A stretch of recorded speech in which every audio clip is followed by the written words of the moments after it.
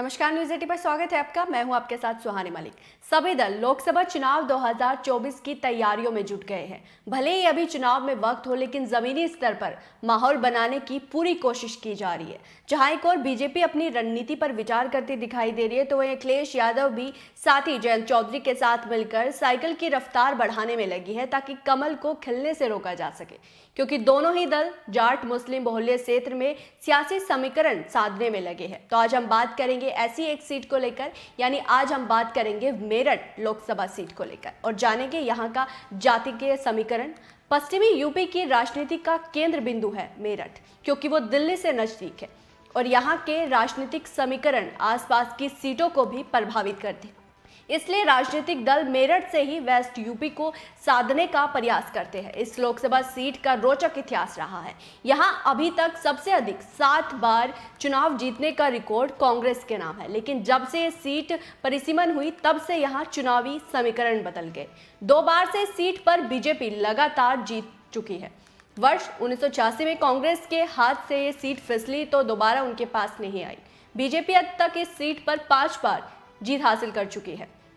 Meerut Lok Sabha seat का राजनीतिक संदेश के हिसाब से अहम सीट मानी जाती है। पिछले 2 दशक से ये सीट बीजेपी का गढ़ मानी जाती रही है। 1987 की क्रांति का बिगुल बजाने वाला जिला, ऐतिहासिक नौचंदी मेला या फिर शहर जहां का बल्ला थामकर सचिन, धोनी, विराट जैसे क्रिकेटरों ने देश दुनिया में अपना परचम लहराया, इस शहर की कई खासियत है।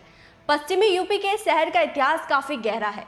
पौराणिक कहानियों में मेरठ को रावण का ससुराल भी कहा जाता है। फिलहाल हम बात करते हैं चुनाव की, तो इस सीट पर बीजेपी का कब्जा है। दरअसल बीजेपी के राजेंद्र अग्रवाल यहां से लगातार 2 बार सांसद चुने जा चुके हैं। भले ही फिलहाल ये सीट बीजेपी के पास है, लेकिन इस बार गठबंधन से कड़ी टक्कर मिल सकती है। इस बार के चुनाव में SC/ST फैक्टर भी अहम साबित हो सकते हैं। इस बेल्ट के गन्ना किसानों से भी सरकार के खिलाफ नाराजगी खुलकर सामने आई है। गन्ना किसानों का असंतोष और बकाया भुगतान इस बार मुख्य मुद्दा साबित होगा और कहीं ना कहीं किसानों को विरोध भी बीजेपी की हार का एक कारण बन सकता है। आपको बताते हैं, मेरठ जिले के अंदर 5 विधानसभाएं आती है, जिसमें हापुड़, किठौर, मेरठ कैंट, मेरठ शहर और मेरठ दक्षिण की सीट शामिल है।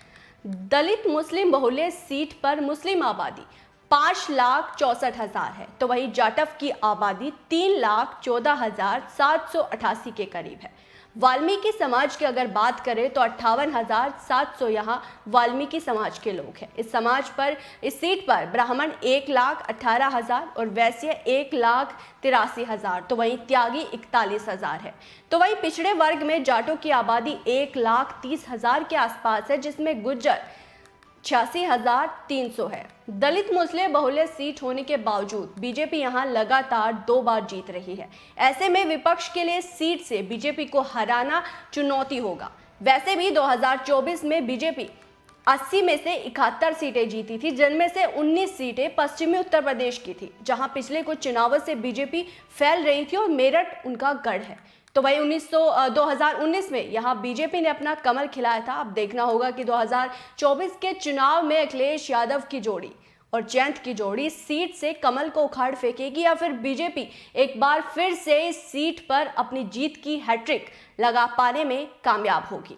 तो फिलहाल इस सीट में इतना ही। ये था इस सीट का चुनावी इतिहास, इस सीट का समीकरण, कब इस सीट पर किस पार्टी का कब्जा रहा। फिर मिलते हैं नई सीट के चुनावी समीकरणों के साथ और बताएंगे किस सीट पर किसका पलड़ा है भारी। फिलहाल मुझे दीजिए इजाजत। नमस्कार।